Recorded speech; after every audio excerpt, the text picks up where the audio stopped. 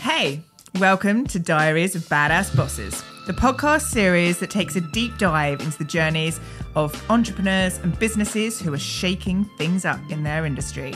I'm Penny. And I'm Tigz. And in this series, we'll explore the stories of people who have defied the odds, taken risks, and forged their own paths to success.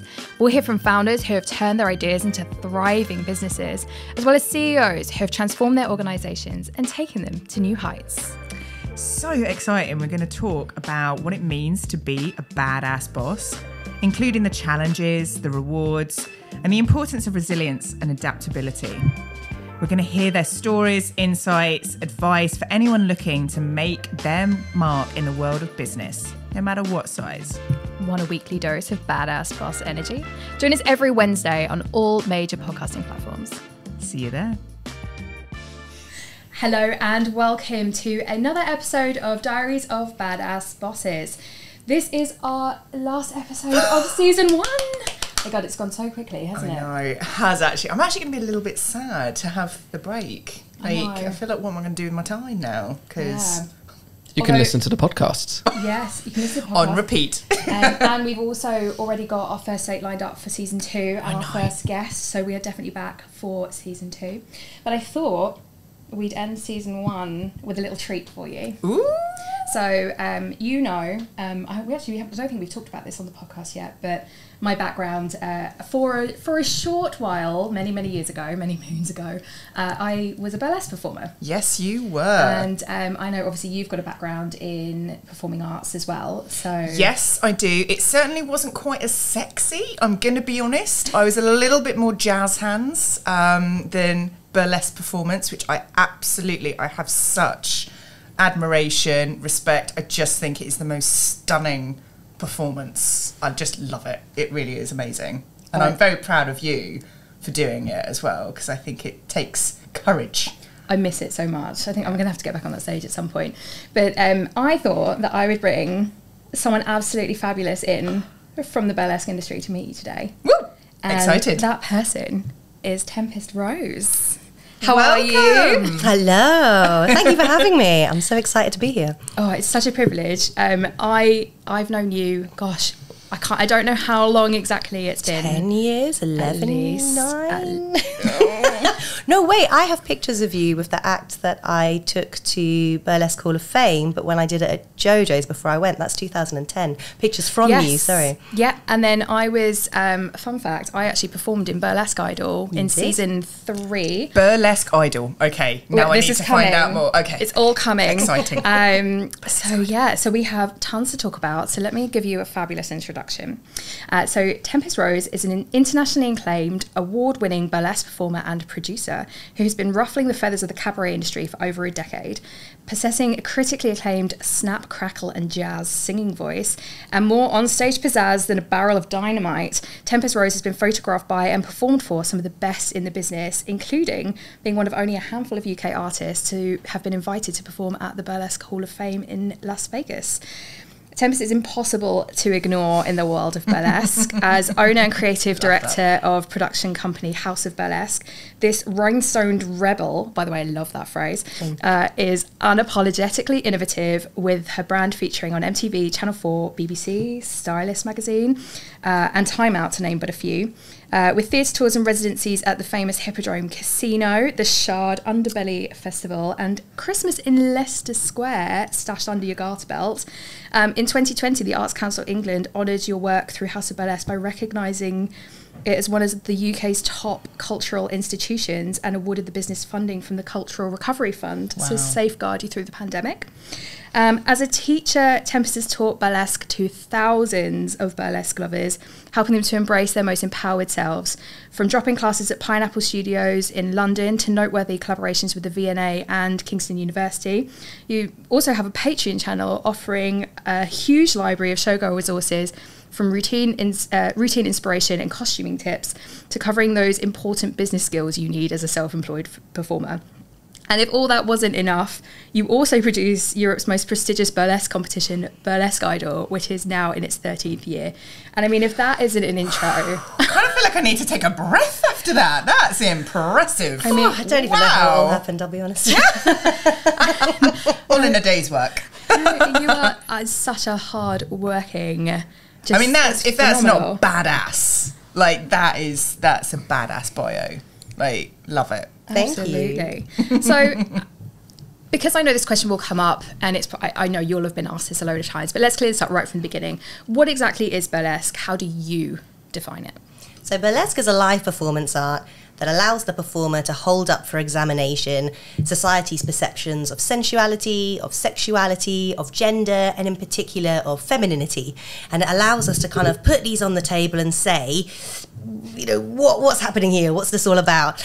Can I pause a minute? Can I swear? Yes. Oh, okay, fine. Should have asked that. Swear away. We've given up on trying to be for all audiences, and we're just adult content now. Yeah. Music to my ears.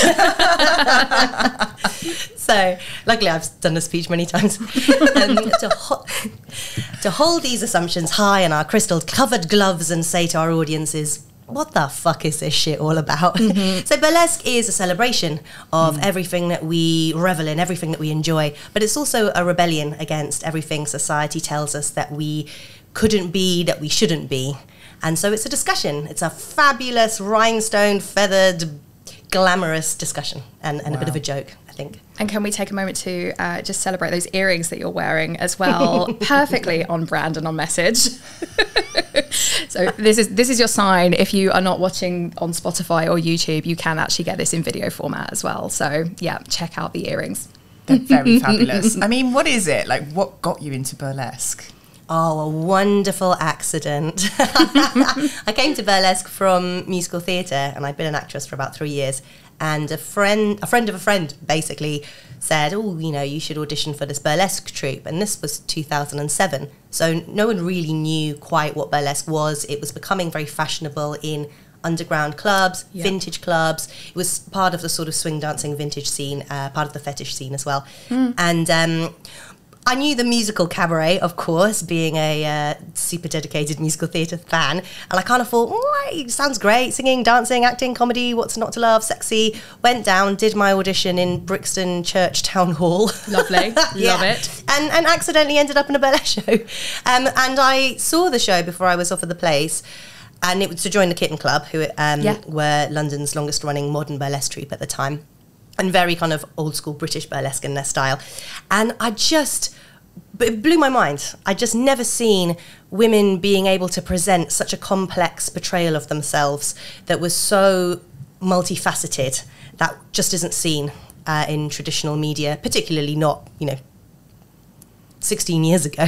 No, it was so rare. Like, it was so underground back then. So, like... Well, this is it. This is the misconception, isn't it, of what burlesque really is. Like, it's... Like, talk to me a little bit about that, because I don't think people do fully kind of grasp what it is. I mean, you explained it beautifully, but some people do think of it in a bad way, or, Yeah, I think it's really hard if somebody's never seen a burlesque show to understand that you can take things like striptease, for example, women being sexy, women kind of reveling in their sensuality, and explain to them how that can be punk, because most other portrayals that we see of that, society casts in a negative light, and there's a lot to unpack there. I think how we talk about sex work. Now, I don't think burlesque is sex work, but sometimes people, because we deal in sensuality and eroticism a lot of the time, people like to sort of lump us all into a group together. So because the way society looks at female sexuality, because the way that it's been packaged as something that's entirely for the male gaze, and because of the derogatory way that we do often talk about sex workers, I think it's very hard to imagine a scenario that completely flips on its head a lot of the things that we've just had ingrained into us. And so I just say, look, go and see a burlesque show. Yeah. The audience is predominantly female. Yeah. It's got a completely different kind of drive behind it than you might be used to. And you might go and you might not like it, and that's fine. It's a niche art form. It's not for everybody, but it will change your perceptions of what perhaps you think it is. I always like to think of it as it's a celebration of, I mean, it's not just the female form, but very much sort of burlesque did sort of come from that. And then, we're now in this place where all genders perform in burlesque, but it's very much the celebration of the body and the female form rather than the objectification of the body in female form. And the mind. And it's such an empowering place to exist in and, you know, feel celebrated rather than objectified. That's what I always took from that stage. Yeah, and being able to create your own character on the stage. I don't think people understand how individually driven burlesque is, because again, we're not used to seeing that in traditional art. There's a director, there's a choreographer, there's a costume designer, and then there's the performer, and all of these things are heaped on top of them. We flip that script completely in burlesque, so the artist is entirely in control of their own representation. It's almost impossible to find another art form that gives women that voice. I mean, you're not just a performer, you're actually a bit of everything. You wear a number of hats, from the choreography, from production to costume design to lighting, like literally everything that makes that production happen. Like, how do you manage that workload? Do you outsource? Like, what's... Oh, good question. I'm much better now at bringing in other people to collaborate with. But for a long time, as I'm sure we all did, you know, you do it all yourself. And I think I actually enjoyed the process of learning about a lot of different parts of the industry. I've always found other businesses fascinating. I've always wanted to, you know, tell me, how does that work? Tell me, you know, hairdressing, working in an office, admin, HR, waitressing, hospitality, healthcare. I've worked in a lot of different businesses when I was growing up, from I was legally allowed to get my first job. And so I've always found pockets of business fascinating. So some of that was just a great education for me. And then the bigger House of Burlesque has got, you have to take on other people because you'll go crazy. But the work suffers. One person might be able to understand a lot of things, but you can't do a lot of things well. Yeah. How many of you are in the House of Burlesque team now? I mean, essentially me, officially, on paper, HMRC. There's probably about 14 performers that I work with, maybe a team of about 10 people that I can bring in to do various things like front of house, stage management, and then I have probably about 4 or 5 tech people that, again, they're all freelance, so, you know, I can call on and I know that they understand my work. I've got a few kind of artistic collaborators. I have a part-time costume designer now, which has just changed my life for the past year. So I guess there's probably about 30 people or so involved on a casual basis. And it's important, you've got to look after yourself as well. I mean, that's, you know, you are constantly on show. You know, you are constantly top to tail, got to look damn good. And you do. So talk to me a little bit about your self-care. Like, what do you do for yourself to look after yourself? Oh, it's tough, isn't it? I think that it's really important to streamline working practices, and maybe we don't consider that as a form of self-care, but I think that we have an office environment that's very much set up on bureaucracy, and if you're not careful, you can get sucked into a whole system whereby the conversations and the meetings and the emails are a product in and of themselves rather than a means to an end. And part of my self-care as a business owner is getting rid of the time wasting and just be like, this is the end result. How do we get there in the fastest, most high quality way possible to maintain all of our time management, really? So that's one facet. Another facet is I have a lot of pastimes that have nothing to do with burlesque. Thank goodness. I adore burlesque. It consumes my soul, and I'm very happy to be places where no one's ever heard of it. It just makes me live and reminds me that the world is a big place. Yeah. What sort of things you were saying beforehand that you read? So you were reading this weekend. Yeah, I read. I really love history. I love podcasts because I have a dog, so it's great for dog walking. Amazing. So I'll listen to a lot of history podcasts. I like kind of that combines with sociology, understanding how society works. I love to travel. I've been away twice this year already. I've got 3 more trips booked in, and again, I love going places that are just so different to where we, you know, to my everyday. So I went to India in January. I'm going to go back again in July. So I've been looking at your like social media and TikTok and stuff, and actually I can see that influence coming through in your latest costume that you've just designed as well. So yeah, I can see how your outside of burlesque is definitely it's bringing in that creativity into your into your practice as well. Yeah, definitely. I think if you're a creative, you have to let your mind wander and you have to let it rest. And so whilst I feel that I'm going somewhere where I'm switching off, my subconscious is being inspired by everything around me. And then when I come back, hopefully my ideas are a little bit fresher. Yeah. Yeah. I love that. And what, like, the longevity, like, what's the secret as a performer to kind of ensuring that you've got a long-standing career? Oh, as a performer, the best thing I ever learned was that I was expendable. I love that answer. It's not the word people might expect. But once you accept the fact and you take ego out of it, that you are in a very competitive environment, you then start to work on all of the things that make you less expendable, that make you more bookable, your personal relationships, how you conduct your business side of your work, how you are to be around, the engagement, the connection that you make with your audience. Especially when you're young and you want to be a performer, it's very much, I think, a sense of like, well, I'm amazing and people should just love me and put me on their stage and I'm the best thing that's ever happened to burlesque. And, that's a natural process, I think, and you need some arrogance to be a performer. But when you've gone through that stage, you need to be like, no, there are lots of facets to how this business works. And if I'm really going to have longevity, I need to look at not only what's going on the stage, but what happens off the stage as well. Yeah, and being an excellent person to work with, like, those manners go a long way, a long, long way. It was certainly something at stage school. For me, that was the way that you had to conduct yourself. They didn't just teach you how to dance. They didn't just teach you how to sing or perform. It was everything else that went through it. You know, it was even, I remember like one of my teachers saying to me, when you go to an audition, remember, you could be sat on the tube next to anybody that could be in that audition hall, or even the person that's choosing you. Conduct yourself always. Do not embarrass yourself. You know, it was just that way, wasn't it? Like, that's the thing I love about it. From day dot, you don't just learn how to perform, you learn how to carry yourself. And yeah, absolutely.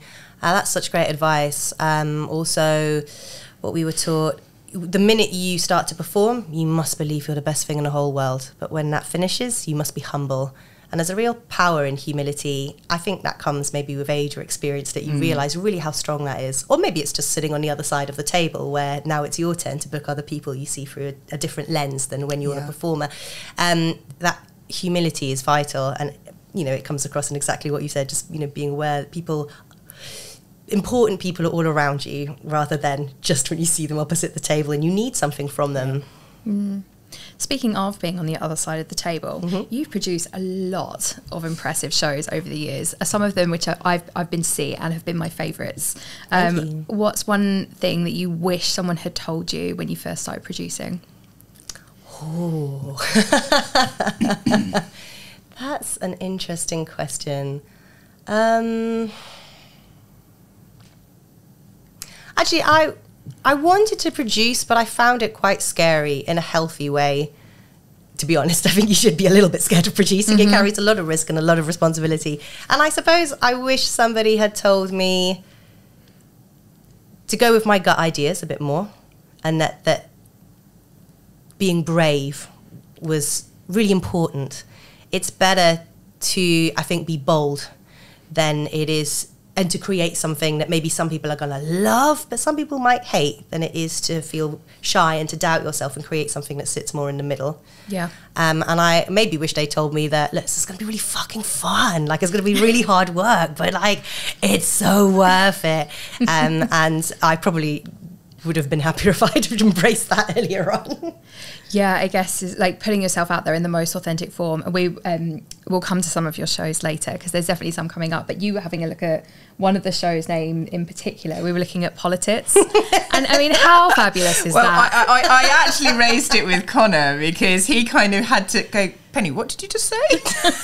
Do you know, when I first came up with that title, I didn't want to use it as the title because I thought it was really vulgar. And so I wanted to put it just in the show blurb. And I guess my husband was like, why don't you just call it Politics? I was like, well, because I actually have a slight pet peeve with really kind of crude burlesque show names.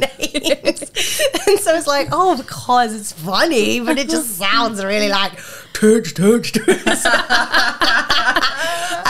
But I came round to the idea partly because I couldn't think of a better title. Don't think there is we'll call one. it politics. I love it. I think it's brilliant. I missed that one. I wish I'd seen it. I remember seeing it advertised and thinking the name is so fabulous. As a producer, you have seen a lot of burlesque CVs. You have seen show reels. You have seen, I imagine, it all. How do you know if a performer is right for your show? And do you have any red flags or business icks when it comes to burlesque CVs? Definitely. I take the time to get to know performers, and I make it my business to watch the industry. I'm lucky because I also have an academy and I mentor performers, and Burlesque Idol is a great window to meeting newer performers who don't necessarily come through my school. And I think people don't realise, like, I watch people for a long time, years sometimes, because I'm looking to see who their authentic performance self is.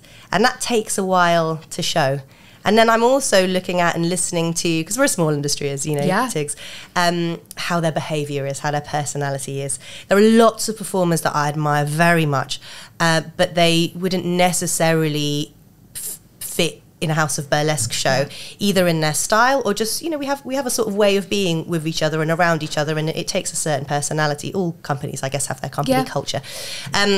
So that's kind of what excites me when I'm booking, is the first time somebody shows me a glimpse of the soul that sits in them as a performer. And then I say, sometimes I'll watch them for years, and then years later I'll be able to offer them something because they'll be the thing that I need suddenly. In terms of icks and red flags, I think a great skill you learn as a producer is, over time, even though you might not be able to put your finger on it, recognizing a performer that's going to cause you trouble. And reliability is a big part of that, actually. You know, are they a little bit late on the emails? Are they a little bit inconsistent with how they send information? We have a joke at House of Burlesque, read the email. It's like a thing we say to each other all the time. And now, even with my cast who've been with me for years, because it's this joke, at the end of a big long email with all the information, I'm like, if you have any questions, and then block capitals, I just write, read the email. And then if you haven't read it, then you can message me. A lot of people just don't take in information. No. And that's a massive ick for me. If you're asking me questions that I've taken the time to present to you, then I know we're going to have trouble later on down the road, because when things get stressful, as they do when you're producing shows, I don't have time to babysit you. I'm not a babysitter. I think that's sometimes newer performers confuse producers with a sort of babysitter therapist role. I ain't got time for that. That's a red flag.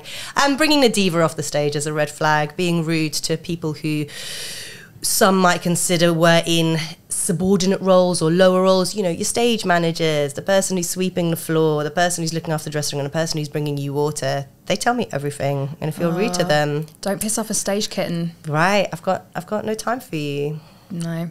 That's such great advice. And I really feel it on the, like, you are being watched from the second that you enter that scene. It is so small. I remember, I wasn't on the scene performing for very long. I think it was only 3 years.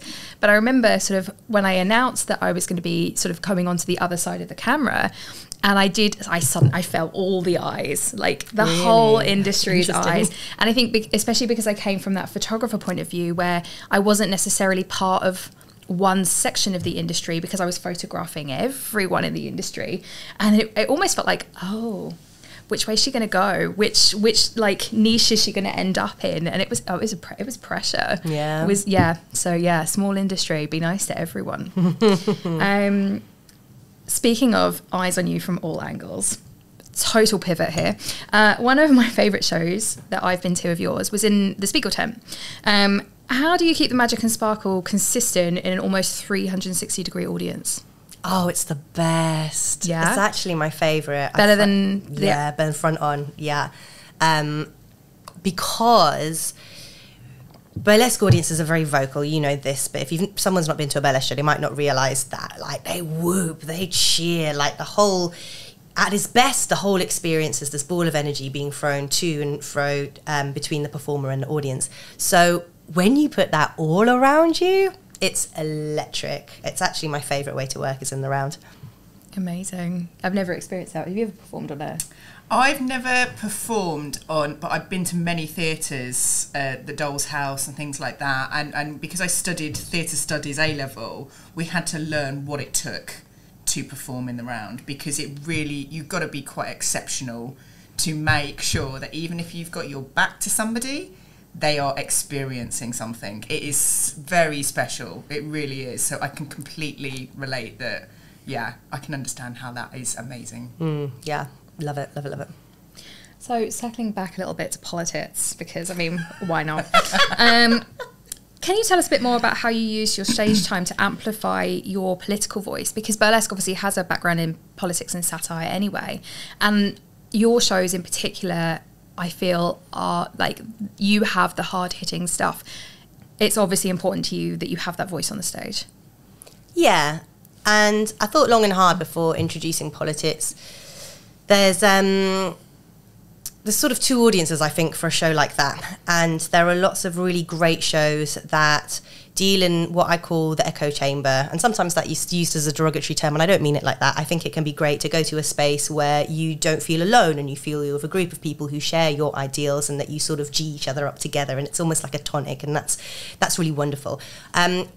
Because House of Burlesque has a bigger platform than some of the smaller niche shows, I wanted to keep the show as much as possible, and it got hard, to be honest, because finding venues is hard, for a more mainstream audience, because I felt that that was a way that maybe we could do the most good, actually.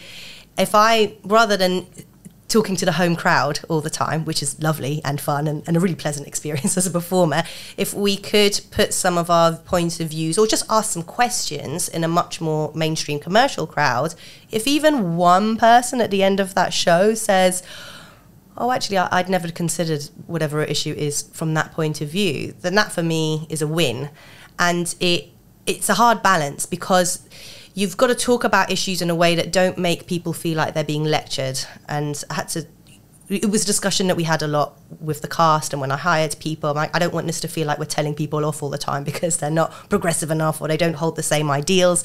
And then there's a whole situation over, one person wants to do an act that is, how they really believe about a situation, and it's completely the opposite to what somebody else in the cast feels about a situation. And so, we have to have these situations where it's like, you have to accept that one person's solo might not be your belief, but actually we're not, the ideal, along with the idea of the show for me, wasn't that we tell people how to think. It's just that we present maybe a situation in a way they hadn't thought about before, and we make them laugh. And it's not that we find these topics funny, and we have to say this at the beginning of the show, it's because I think it's the easiest way to soft information people. That's not the right word for it, but you know what I mean when I say that. You put the kid gloves on. Soft sell. Yeah, you give them a little tickle, they have a laugh, but maybe later on that night they think, oh, actually, it's changed the way that I think about something. And that, for me, was a big responsibility for doing the show, and why I wanted to do the show. The other reason is that I still feel actually that the political element of burlesque within our industry is vanishing, and it's actually its roots. Yeah. And I wanted to say, look, we're doing this show. Maybe it's something you might like to think of exploring in your own practice, political burlesque with a small or a big P. Yeah. Yeah, I feel like, does that answer the question? I went off on a bit of a tangent there, really. No, I think it absolutely does. I think, I was having a discussion the other day about some of the well-known sort of like scratch nights where people were given that freedom to express maybe the more political side of things. Like, they seem to have, they're not so present in the everyday burlesque scene anymore. And having somewhere where you feel safe and comfortable to have a voice and use your body to help, maybe change one person's opinion or have your say, or be political. It's amazing to have those spaces, because back in back to 2007 to 2010, I'm thinking back to performers like Shirley Windmill, for example, and I'm drawing blanks on names. Kiki Kaboom as well. We had lots of those really really political satire acts that were doing incredible things, and we seem to be in the era of the showgirl at the moment again. So it's nice to see these little political things like popping back in and showing that. Yeah, history. I miss it. I understand why it can be scary. Lots of people despised our show. Oh, really? Did you get some cancel culture? No, people were worried that would happen. So we have a couple of numbers that I really love. One of them is a routine to Selena Gomez's Hands to Myself, and so we'd put on those sort of creepy paper masks and suits, and we'd be creep of the week. And so we did one as corporations. We had Trump, we did Prince Andrew, we did Philip Schofield, like this. Before all of this came out. Wow. Yeah, Boris Johnson, and we did Putin at the end of the week that I think the war had just been announced, because we were thinking, obviously there's the sexual element, but also, stealing money, stealing data, stealing land. And that was a really controversial decision within the cast to do that. And some people were quite uncomfortable about how much of a kickback we might get from that. And I was like, look, I'm not going to force you to be in this routine, but let's talk about this. And those that are happy to do it will do it, and those that feel more uncomfortable about it, it's your business. Every performer is their own business. You have to do what's true to you. I was like, but if we can't, my point of view is that if we can't laugh at these people, and given that we put Prince Andrew in there, which some people might think was pretty controversial, if this show is comfortable for all of our audience, we failed, as far as I'm concerned, because then we're not tackling any big issues. And it was fine, and people found it funny, and Lolo very cleverly instigated this kind of real panto, like boo hiss element that helped some of those moments in the show be a bit more smooth for the audience, because we then all acknowledge together, which is what we know, which is burlesque is a kind of pantomime at the end of the day. Yeah. So then the nasties and the villains sort of took this slightly otherworldly quality on, and then that helped the process. But yes, so some people walked out. Some people left us some hilarious reviews. By and large, people loved it. On the other side of it, we got some amazing reviews and feedback for the show. You've got to be brave. That's the problem with doing political shows. And the other thing is the news changes so quickly. Yeah, updates. Yeah, well, exactly. Is it even relevant for the show that it's on? And also, we know burlesque takes a huge amount of investment in costuming, in time, in presentation. You've just dropped $2,000 on an outfit for an act, and then the news changes the next day, and it's out the window. That's tricky. So how close to shows were you, how close to the show were you picking the creep of the week? A couple of days before. And Monday of the show, we would create a lot of the content. So it went back to that old, almost scratch sort of tradition as well. Some things on the show remained the same, so we could have some level of quality control. And then everyone would do at least one thing that was just invented in the 7 to 10 days beforehand. Wow. But I mean, look at our news now. Even the day before, something can be out the window 24 hours later. This is amazing. I've never heard of this. It's like the burlesque version of PR newsjacking. I'm absolutely all for this. Like, this is what I have to do day to day for PR, is like look at something that's happening in the news and see if we can capitalise on it. Yeah. I mean, I can't believe you're ahead of the game with Philip Schofield. That's quite special. But you'll love this when the Queen died. I was like, oh, goodness me, this is and then another loaded kind of situation, because it really polarised a lot of people and how they felt about it. I said, well, we can't do a show called Politics and have nothing. I was like, well, let's talk about the queue. So whilst people were queuing to come in the venue, we had a cast member with Philip Schofield's mask just push all the way down through the queue. Oh my days. People were really funny, luckily, and some people didn't understand it, fine. And then he was in Hands to Myself that week. Oh, prescient.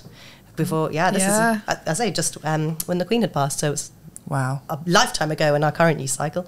Yeah, because when I was reading about the show, like, Have I Got News For You is one of the things you cited as sort of like a inspiration. So yeah, very much sort of, I think that's where your two worlds will cross. They do, absolutely, yeah. It's just because it's relevant, and that's what draws audiences in, because they turn around and go, you're on it. You're literally giving me information that I've just seen, so I feel like I'm the first then to be a part of it. So it's a really special way to bring audiences in. So, but definitely works on PR for sure. I can imagine. So, I mean, your day, I'm sure, is never ever the same. Ever the same. But Thank just try and give us a bit of a average. What does your day kind of look like for Tempest? I claw my eyes open as my Pomeranian is standing on my chest, batting my head because she wants some water out of the special bowl or a snack or to go outside. And then, this is terrible. Nobody do this. I pick up my phone. Hard relate. Yeah, right. Let's be honest. And in fact, when I first started House of Burlesque and my original business partner had moved on to do other projects. It was just me, and I had so much to do. That was my impetus for getting out of bed. I'm not a morning person. This is terrible, but it worked for me at the time. I'd set my alarm as if I was still going into an office at 8 o'clock, and I would not want to get up. I'm a get up at midday person, and so I would pick up my phone, and just the terror of looking at all of my emails, I'd be out of that bed and I'd be working. Luckily, life's not like that anymore. I have a bit more time. So I'm trying to do meditation at the moment. Nice. Yes, I have an app, so I try and do 15 minutes of that and maybe a little bit of reading or doom scrolling, let's be honest, a little bit of doom scrolling. And then I'll walk the dog, and that's a nice start. And then I'll sit and do admin. So I guess there's two halves to the job, or three, I suppose. There's the admin of production, and that's most of the day, and that's me working from home with the laptop and firing off emails and spreadsheets and all of that kind of thing. There's my performer maintenance, so whether I'm seeing my singing coach, whether I'm trying to go to a dance class, whether I'm trying to do yoga, especially now I turned 40 last year. You gotta work on that. I'm with you, girl. I'm right there no with one you. tells you that your body just starts aching and never stops. In all different places. I know, yeah, it never I know. stops. I leant down the other day to pick up my kit, the lights that we've got on, and years ago in the gym I pulled the muscle down my sternum, and I pulled that the other day, and I'm like, I am too young for this injury. Every so often I'll put the clutch down in the car and my knee will just give the most ginormous click, and I just sit there and think to myself, yeah, we're here, we're at that point Connor, now. I mean, you it says cannot Connor. talk. You are 26. You're a baby. Shut up. I'm 26. See, now I'm 40. This is what I'm going to put a ban on, is anyone under the age of 40 making comments like that, because you think this is bad now. But listen, you give me a call in 14 years' time. Tell you what, for me it's the sweats. Honestly, it is just like a whole new level. It's true. We've got the aircon blasting in here today. Yeah, I've turned this place into an icicle because so I'm cold. Oh, I'm a nice toasty level temperature. There we go. It's working for us 4-year-olds. Yeah. Mine's the joints crawling down the stairs in the morning. Literally one step at a time as my muscles, my joints have to lubricate themselves slowly. It's awful. It's a magical time. It really is. It really is. I know. It's very special. Stretching. And then if I have a show, I go and do that in the evening and try and turn the brain over to the creative side. Well, one of my favourite things that we do on this show, and I have to say that I'm going to actually blame Tigz on this one, but we like to delve into your internet search history. Okay. And it's always fun. We like to, discover things. They scroll very far back, I don't know if you know. Connor was, has experienced this as well. Yeah. So what I found, or Tigz found as well, on the 28th of June, 2022. We didn't scroll that far. Oh, okay. We actually, that one wasn't too far down. You asked your audience to tell you their backstage pet peeves. What's your biggest backstage pet peeve? Oh, there's not enough hours in your whole series for me to go into all my pet peeves. But I'll give you a few. I'm here for it. Spill the tea. Oh, too much chat, actually. Backstage is a time where you must mentally prepare for the sheer adrenaline war sometimes of going out into the audience. And so you need calmness backstage. I'm not here for shrieking and like, don't get me wrong, backstage at House of Burlesque is so fun sometimes. I actually resent going on stage. So it's like this interruption that happens. Yeah, basically. But when I'm training new performers, I say, look, just remember backstage is the preparation area. Some people need it to be calm and peaceful, most people, to be fair. So if you're somebody whose nerves mean that you can become very talkative and very loud and kind of your energy spills over into the whole room, you have to learn how to contain that and ways that you can release that in a way that isn't going to negatively impact on the people around you. That's a big one. Bringing people backstage who aren't in the show. Yeah, see, Tigz is nodding. The pain. Why are you here? I don't even care if they're also a performer. Not in this show. Why are you here? Again, it's a workspace. Yeah. Those are probably my biggest ones. Those are good ones. I learned very quickly in the industry that you also, like, lateness was a big one. And the best venue to teach you that lesson was Volupte. So Volupte was an underground, like, it was like what was it, cabaret dinner type? Yeah, like a event. supper club. Yeah, supper club. That's the one I'm looking for.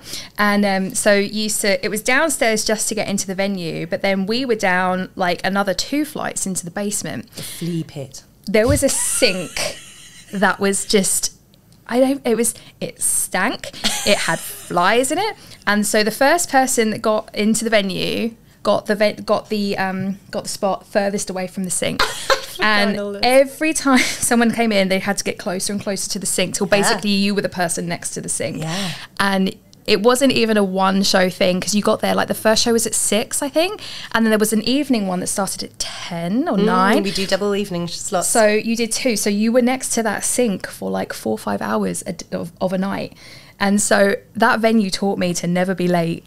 I was always the first performer there because I never wanted to be near the sink. Yes, that's so smart. They taught you very quickly as well, you have to cover over your glass of wine, because otherwise when you get back from your 5-minute performance, it's like a Lido for fruit flies, basically. Oh my God. Lovely. Shout out to Volupte. Bless it. It's been gone for a long time, but it had some good know. memories. And it had a wall, and every performer used to sign their name. It was like the staircase of fame. Do you know what my horror is? My waking nightmare is that I know that somewhere on an old Nokia is a picture of that wall, and I can't find it. And no, I've never seen I've got one. it somewhere. Have you? Somewhere. I'll have a look, see if I can find Please it. send it to me, because this is before the time where we would all have smartphones and be forced to document every second of our lives. So I've never seen a picture of it. And I mean, they used to have, like, Catherine Delish performed there, like performers from all over the world like signed Paloma that wall. Faith. Was it Paloma Faith? Yes. There was some fancy Papini sisters, like there's some really cool celebrities and icons came into that venue, and they all signed that wall, and it's been demolished somewhere. Perhaps in your hard drive there's a picture. Yeah, I'm sure there'll be some pictures on there. I will go searching for that later. Let's talk a little bit about Burlesque Idol, because it's one of the, if not the longest running burlesque competition in Europe. How did it come about? That one I will absolutely give to, as she was called at the time, Lola LaBelle, the lady that we started House of Burlesque with, now called, well, using her name, Christina Rhodes, as she works in luxury, high-end immersive events. And I'll be honest, when she first said to me, we do this competition, Burlesque Idol, I was like, oh God, that sounds naff. And it does what it says on the tin. And I love it. Her instinct was correct. There were a lot of competition shows around at the time, as you'll remember, and Tournament of Tigz was a very famous one that sort of set the standard in our industry. And so I'd sort of felt that market was oversaturated, really. But 13 years later, here we are. We've had people from all over the world, the States, Asia, Canada, all over Europe come perform. We've been very lucky to be at the Hippodrome Casino and other really prestigious venues. So we offer performers the chance to have a credit and an experience in a venue that some of them, I've really aspired to do for a long time. It's quite career defining. Every time I set foot on that stage, I remember that Prince, Judy Garland has performed in that space. It's a wonderful experience. That's how that all came about. My old office used to be opposite the Hippodrome Casino. So 24-hour license. We frequented that place many a night. Many hours spent there. We used to also buy their media as well. So we know the Hippodrome very well. Yes. It's such a great venue. Yeah. How do you think the burlesque industry has changed or evolved over the last? Well, I'm going to say 13, but is it a bit longer than that? How long have you been performing now? For me personally, it would be 16 years. Yeah. House of Burlesque, 13, 14 years. It's been through loads and loads of ups and downs. I'm really proud of the fact that it is now seemingly a form of established entertainment in the UK, particularly in London, which is great because we were an underground phenomenon, then we were a fad, and everyone kept saying, you must remember this as well, it's sort of around that period of when's the bubble going to burst, when's the bubble going to burst, and all of this beautiful dream will just evaporate, and it didn't, it stabilised. Obviously we were no longer the current favourite, but we just became a part of mainstream entertainment that you could choose to go to a burlesque night, and that's been incredible, absolutely amazing.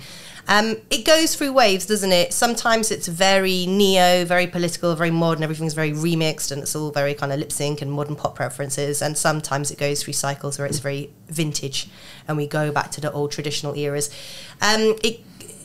It's hard to see what we're in at the moment. I think there is the return of the showgirl. Yeah, I think so. And I think sadly, because some of the more mainstream venues that aren't really cabaret venues have introduced burlesque, they've adopted a very commercial eye to what they think burlesque is, and so we're sort of in the era of a slightly kind of cookie cutter classic showgirl. We all have the same robes, we all have the same gloves, we all have the same shoes, we all have the same hair, we all have the same body type, and that's my biggest bugbear really. Burlesque was always supposed to be the rebellion against what we were told women's bodies should look like, and so I don't personally like the normalisation of a lot of the body types that we're seeing at the moment, because then I see it with my own eyes. Younger performers think, well, if I don't get a boob job I won't get work. I'm not here to knock on boob jobs, like, you know, we're above that. But when we normalise a state of looking at our bodies, particularly as women, that takes us away or takes us further into an augmented body reality that isn't the natural state that most bodies live in, then we've lost a lot of what made burlesque popular in the first place. So I think you've got to be vigilant all the time to make sure that we don't let these influences creep in too far and we push back and say, well, no, actually the point was is that we were different to what you might see in other mainstream representations of sexiness. Yeah, that's a great answer. What is your why? Why do you do it? Why do you? Obsessed. I'll accept that as an answer. I think because I find it hard to understand. I don't mean this as an insult. People who run their own businesses about a subject matter that doesn't consume them, only because they must find it really difficult, because it's really hard, as you know. And I still feel the passion. I still feel the irritation. I'm a big believer in capitalizing negative energy. Most of my biggest achievements have been born out of extreme annoyance, rage. And so I still, like I've just talked about with the other answer, I still get up and think, oh, why am I seeing the normalization of X, Y, and Z again? We have to fight against this. I'm going to do it in the next show. And I guess that's the why that's kept me ticking over and doing so much, I guess. I love that. Rage fuel. That. Yeah, fueled by rage. Yeah. That gets me up in the morning. There's nothing wrong with that. Nothing's ever gone wrong with somebody's mental health by being fueled by rage. If someone invested 50k into your business right now, how would you spend it?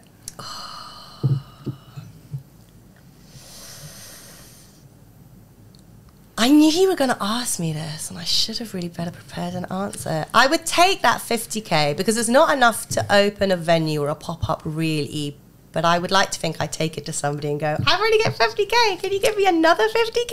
All right, if we gave you 100k, okay. Talk me through your venue. What I would do, I think it would probably in London be enough to maybe give me a 2-month pop-up somewhere. And I would just make a House of Burlesque. And I would bring all of the shows into there. We've got late night products, we've got classes and mentorship.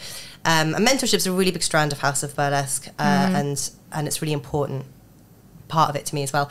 And I just bring it under one roof, I think, where there would just be a location that people could go. I just made a video recently, as you'll probably know, on my social media ranting about the way in which some venues interact with niche producers and independent producers. And so I I would put my money where my mouth is and say, fine, I'm going to run this cabaret venue and see if all the things I think you could do to make it profitable and popular, but still maintain its ethos and its purpose, work. That's what I'd do. Nice. Love that. And we like to do our lightning round session. So 3 questions. Okay. What's your best business accomplishment? Being financially solvent. Nice. Perfect. Yeah. Perfect. Yeah. Congratulations. Everyone's dream. Yeah, well done. Well done. And what's your favourite productivity hack? Ooh. Sleeping on something. Letting my subconscious do the work and problem solve whilst I do something else, like sleeping. Nice. Love that. Brilliant. I'm going to try that Yeah, I know, productivity yeah. hack. It really works. And what is the one thing the internet doesn't know about you yet? Probably nothing, because there's about 100 hours of Lolo Brow and I talking on our own podcast about all kinds of nonsense. Oh, shout out to the podcast. That was amazing. Thank you. Are you still recording? No, when life got busy again, we just didn't really have the time. So it sort of lives in that weird COVID period where none of us had anything to do. So it was just us talking endlessly about our lives. That people don't know. Oh, that I hate the film Moulin Rouge. That is so specific. Sorry, Baz Luhrmann. I like Baz Luhrmann. I just despise that, and I think people would think that I would love it, but I really don't. I'm sorry, like my son, who is only 4 years old, absolutely is in love with the Roxanne tango.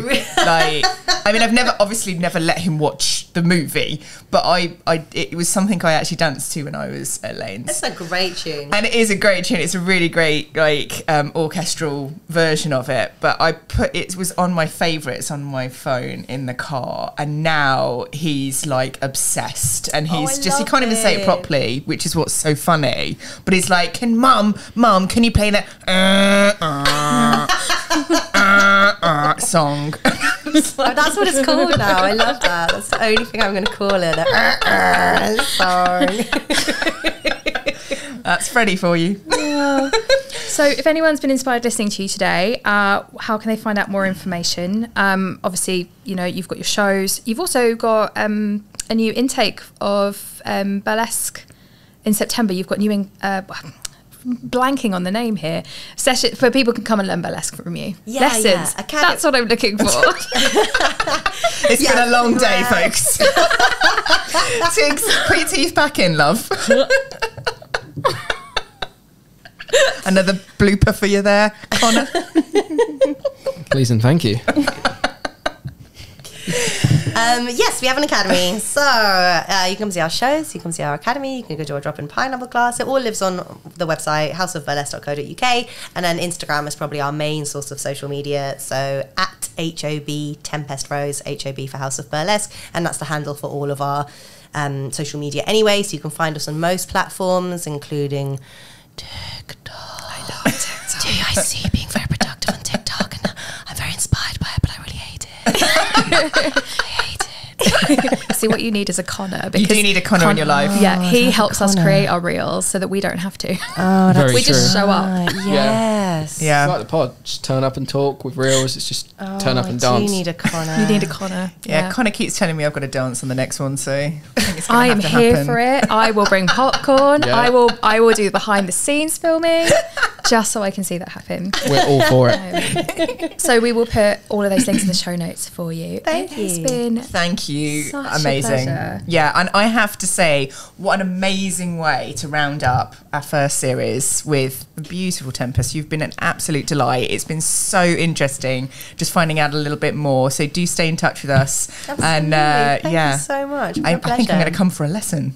We should do Do it. it. We could, Yeah. because you have drop-in lessons at Pineapple Studios, don't you? Yes, that's very dance-based. Super fun. You want to come down. If you want to do a little bit more about the technical side of burlesque, you could do the pre-show on the Saturday, or check out our Academy Weekender on the 8th and 9th of July in Kentish Town. Lovely. Sounds good. Well, thank you Amazing. so much. It's been an Pleasure. absolute Thank you. pleasure. And all we have to say is thank you so much for tuning in for our very first series of Diaries of Badass Bosses. A huge thank you to the wonderful Connor. Pleasure and a privilege. We may tease you about being 26, but we do love you. We do.